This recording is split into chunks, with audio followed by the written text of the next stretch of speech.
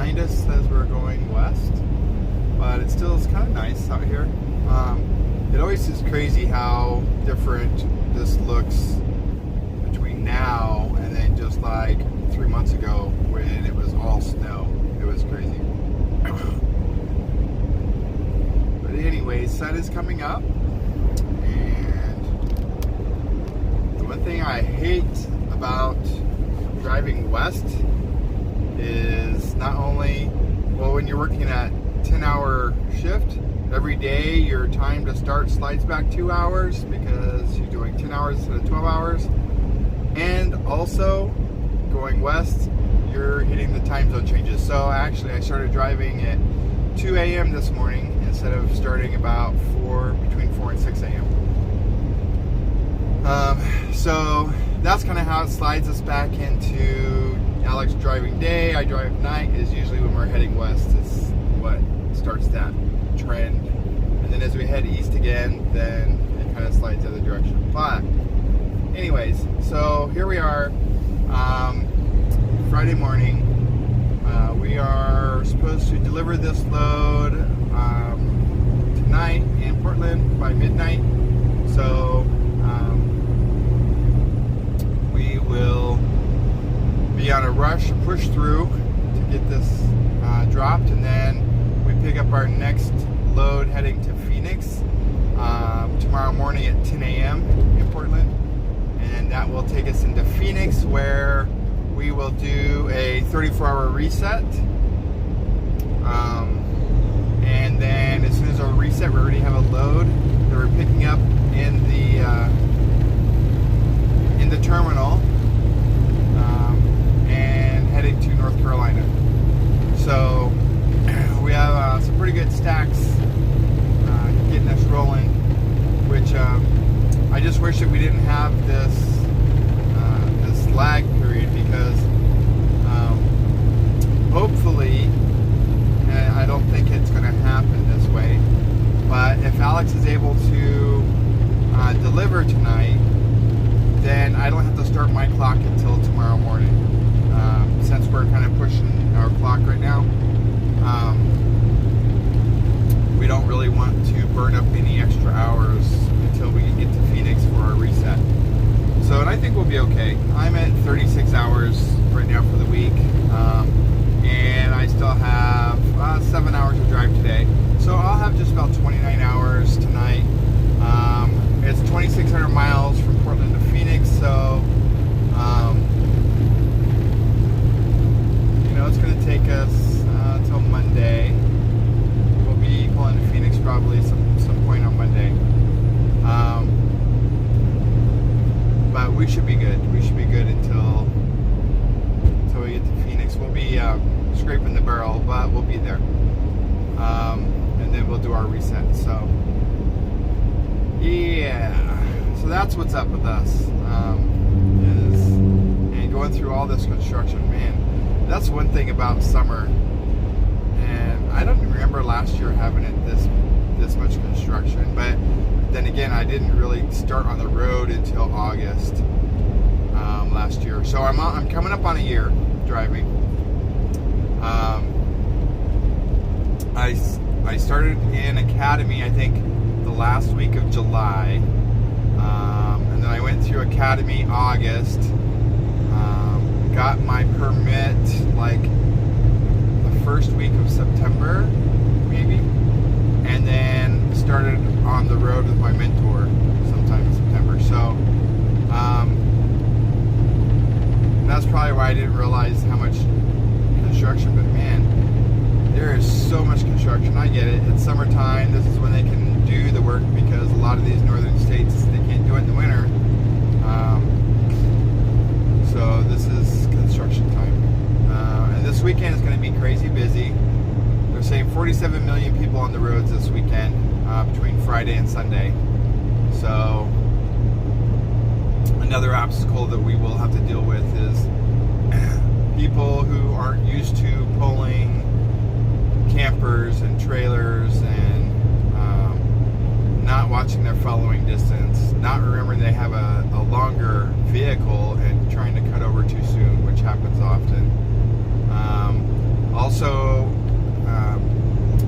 normally on the 4th of July, we should be shutting down between 10 p.m. and 5 a.m. due to, the increased risk of inebriated drivers.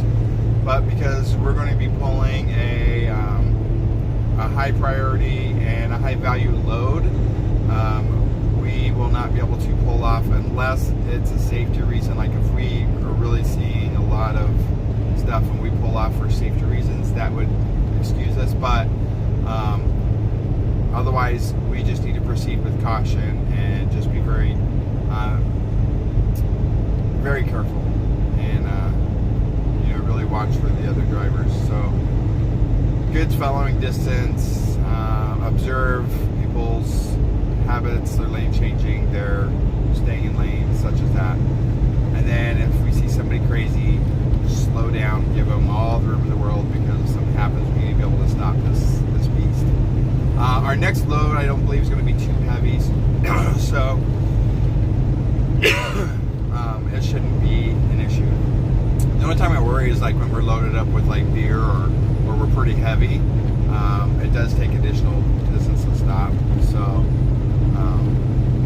that's my only concern. But I think our next load, when I looked at the manifest and the weights, it didn't look to be too bad. But anyways, so that's what's up. So we'll see. Probably see a little bit of fireworks in the evening on the 4th of July as we're driving through. I think 4th of July we will probably be heading through California somewhere.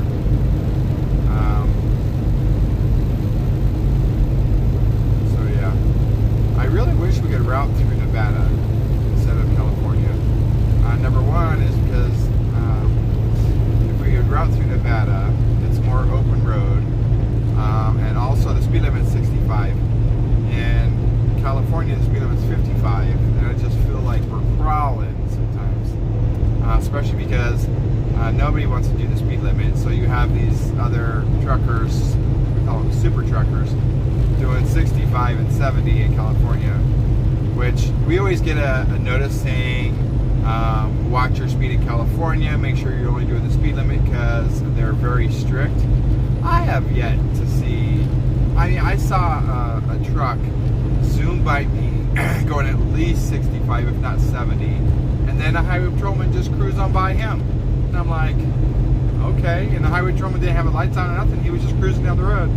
So, I don't know. I don't see that being enforced a whole lot. Not that I'm going to press my luck, because that's my job and my CDL, and points on me that I don't want, points on my company that I don't want to be the person that contributes that to our safety rating. So, as far as Alex and I, we toe that line. It's going through California. There's a lot of towns, and people drive crazy as hell in California. So I don't know. I'd rather be on an open road, kind of like what I'm in this morning, going through Wyoming. Although this construction sucks, so. But it is what it is. They got to fix the roads up. We complain about having bumpy roads, then we complain when they're fixing the roads. So can't win for losing, I guess. So. Anyways, so I think it's really everything new. We did get to, we made it to St. Joe yesterday in time for me to take my break. So we were able to have lunch with my brother in Virginia, and we got to see Seth, who we haven't seen in several years. Well, that kid is grown and his voice is deep, getting down there. But he's turned out to be a good-looking little guy, let me tell you. He's growing right up, looking at he walks like his daddy. You can definitely tell he's a spawn of Aaron. But he has that soft-spokenness with his mama too. So, anyways, he's a good kid.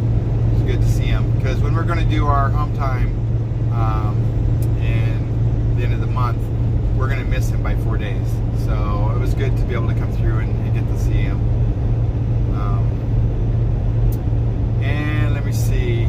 Yep, and that was it. And then just cruising on down the road. I'm kind of anxious to get this one done. And I don't know. I look forward to getting back home. Something else I guess I'll talk about a little bit, since I already talked to Alex about it a little bit. So, my driver leader, which we absolutely love, she's amazing.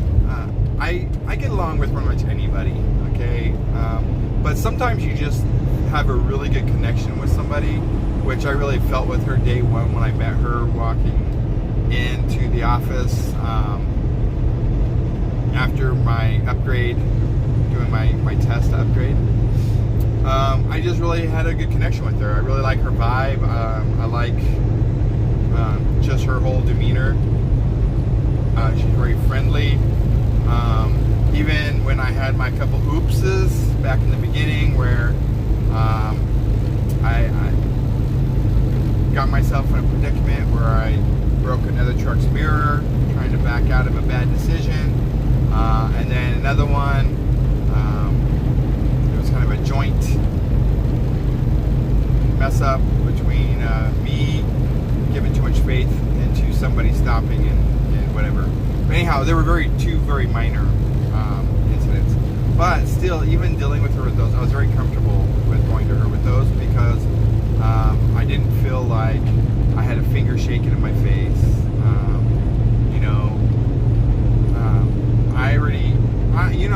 If you know me, you know I'll take ownership for something that I do. I will be the first one. When I got my one speeding ticket that I've had since I was probably in my early 20s, and it was a damn camera ticket in Phoenix, in Paradise Valley.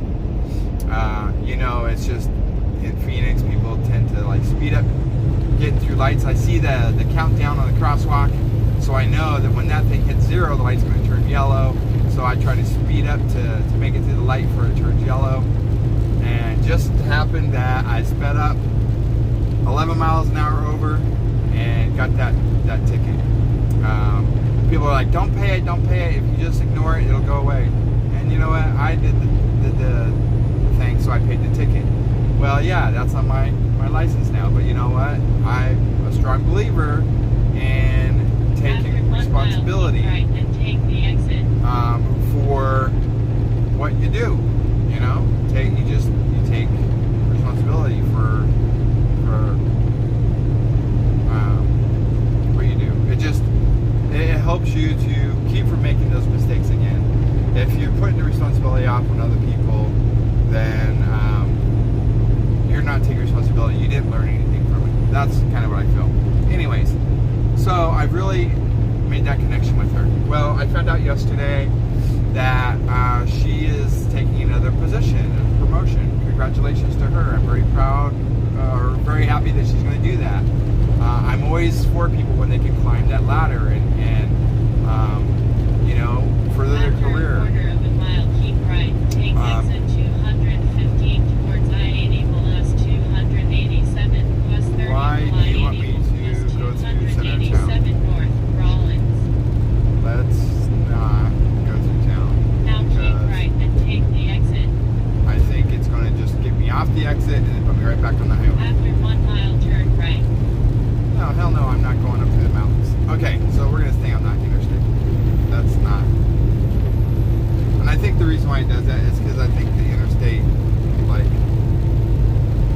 I don't know, it has some things about 26 tons something per axle or something, I don't know. But anyways. So anyhow, what was I saying? Oh yeah. So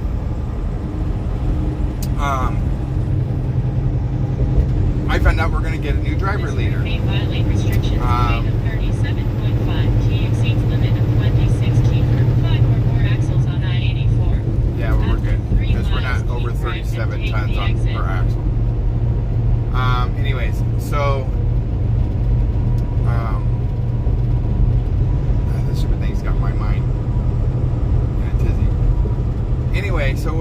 saying, oh, so we're getting a new driver leader. And that's okay. I mean, it'll probably be okay. But when you have a really good working relationship with someone, you tend to want to stay with them. But anyways, so I had already been looking at other positions that's open. There's a couple things. I mean, we make really good money doing this. As long as we're rolling, we make really good money. There's a couple things that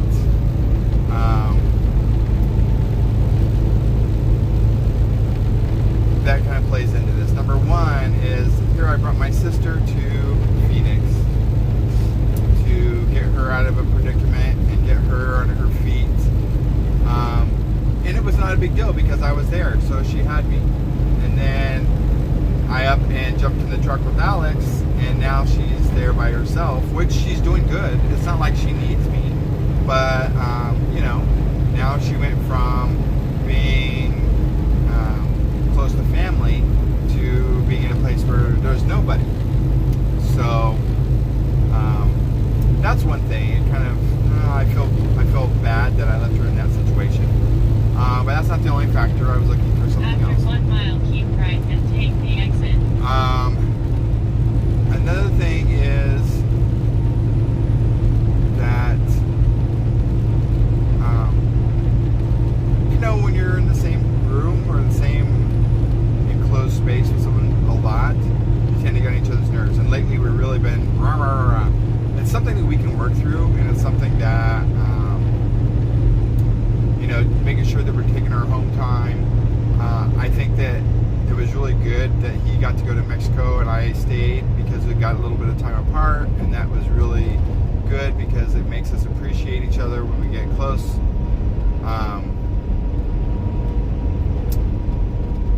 But now it's what. After a quarter of a mile, keep right. Take exit 211 towards I-80 plus 30. Will weigh 789 Spruce Street.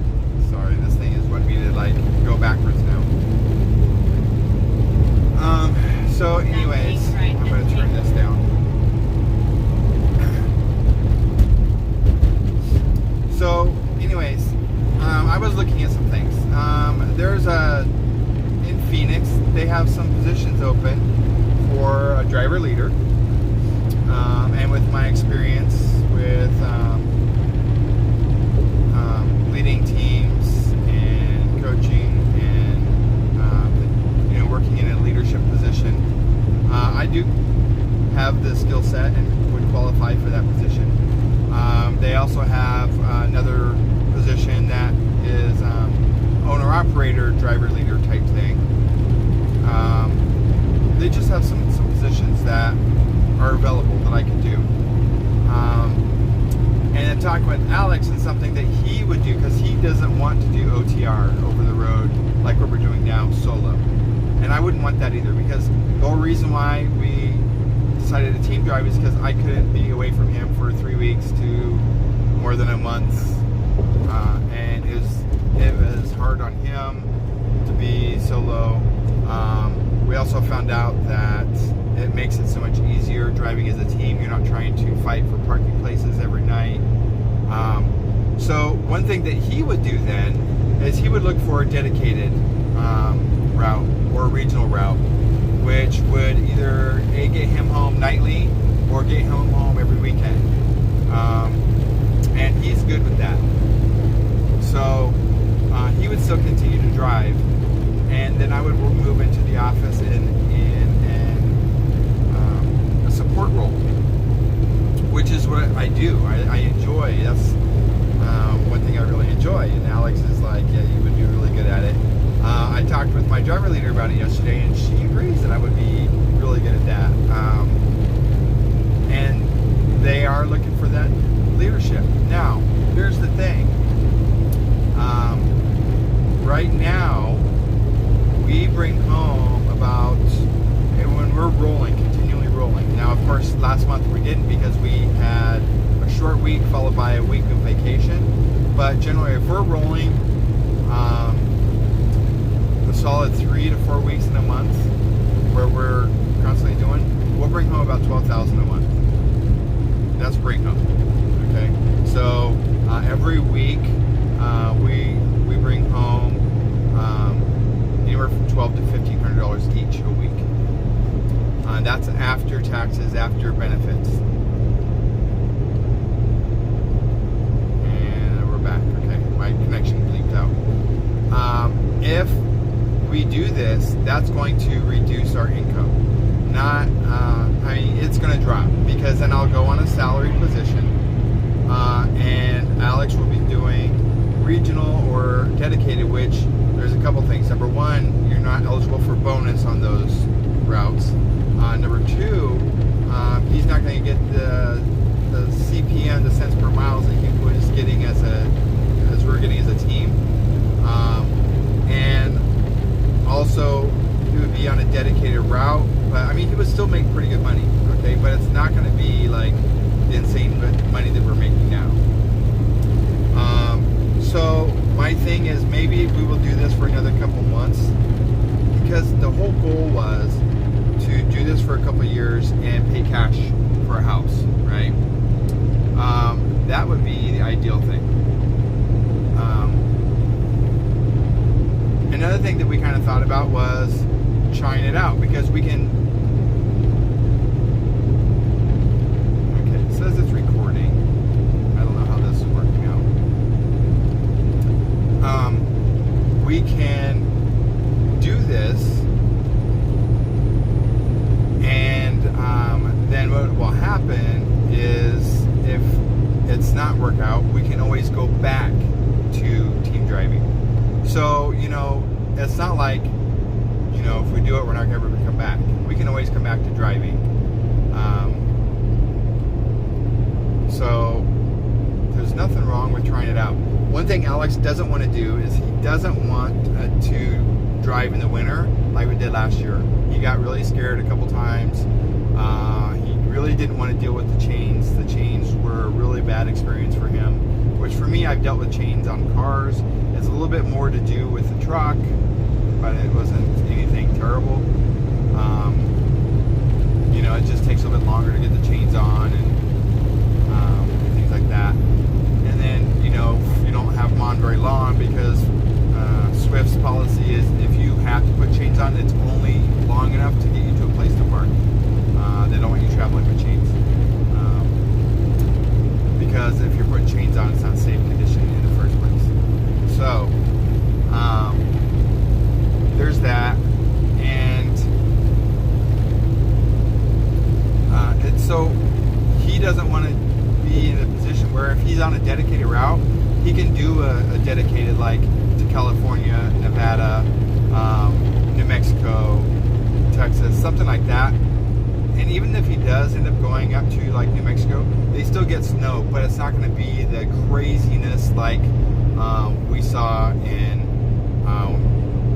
Wyoming, and like we saw in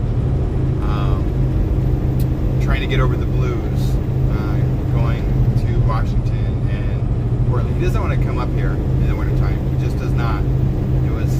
It's not something that he's comfortable with. So getting him on a dedicated route or a regional route where he doesn't have to deal with the mountains, that would be ideal for him. So I don't know. Maybe we'll give it a try. We'll finish driving out through the nice weather right now, and then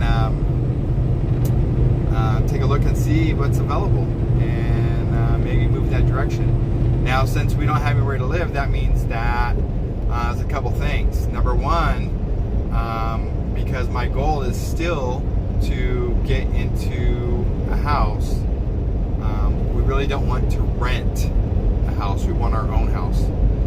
But I was seriously still thinking about purchasing a good sized RV, and getting a truck, and then living in the RV. Nikki would probably live in the RV with me. We would split the lot rent, and split utilities, which would help her out. It would help us out to still remain in a small amount. We would still have our own little place, and then allow us to continue to save money to put towards a house in a couple of years. And like I said, the nice thing is, if we found out that we needed to, we could go back on the road again. But the nice thing is, then we would have a place when we come into town. We wouldn't have to get a hotel every time we come in, since we gave up our apartment. Every time we come into Phoenix for home time, we stay in the hotel. So that would just help out. And also, it would give us the ability that if we wanted to go park the camper at mom and dad's or whatever. I mean, it gives us the ability to be a little more mobile. And that's something that I would like to look at. So yeah, that could happen. There's some good RV parks that you can park at and have full hookups. That's about maybe $400 a month, and you figure that's a lot cheaper, even if we're financing the RV. That's a lot cheaper than paying rent. So I don't know. It's things that we're going to look at. So there's a lot of stuff kind of on the table that we're looking at. We're trying to sort through, trying to look at options, trying to see what's best for us, what's going to work best for us, and still keep us on track for our goal of purchasing a home. Now, something else we've been looking at is we kind of talked about cities that we want to land a home in. I was thinking originally in Phoenix. I would like to stay in Phoenix, in the Phoenix area. But however, Alex has brought to my attention that he has different places. So we laid them out, and we came to the conclusion that we both could agree on the Vegas area, like Henderson. Number one, the flights to go see his family are super duper cheap out of Vegas. It's still Vegas, is still like that Henderson area is still fairly central. It's close to mom and dad, it's close to family in Colorado. When I say close to, it's closer. We're still pretty close. We're going to go hang out in California, whatever.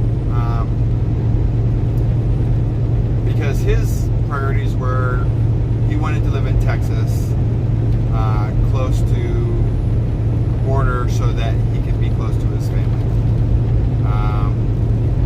Number two was Vegas. Number three for him was Phoenix area. For me, it was Phoenix was number one. Number two would have been Vegas area. Number three for me would have been Boise. He doesn't want the snow. I don't want the Texas. I don't like Texas. I don't like the attitude in Texas. I don't care for the people in Texas.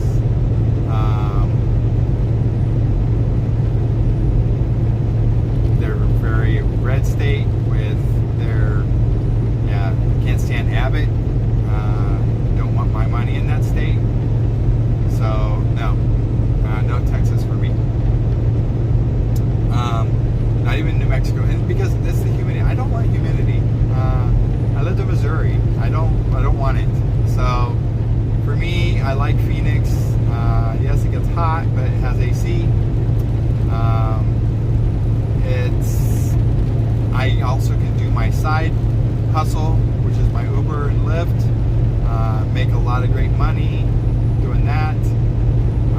That would be one of the payoffs also of going back to being in the office, is the amount of income that I'm not making because I'm on the road. I would make an Uber, because the couple of years I did Uber, I made $30,000 to $35,000 a year in Uber. So that's only doing like 20 hours a week. So that's still something that if I went back home, that's something I would do again, is I would do Uber and Lyft. I really enjoy it. I like like to be able to do it when I want to do it and stop when I want to stop. So yeah, that's something that I would get into. So that would also supplement that income where I was talking about. Right now, we're making all this money. We were still making really good money before, even when Alex was at the airport where he was making minimum wage, because I was at Progressive and I was making good money at Progressive, and then making another $30,000 on top of that, doing Uber and Lyft.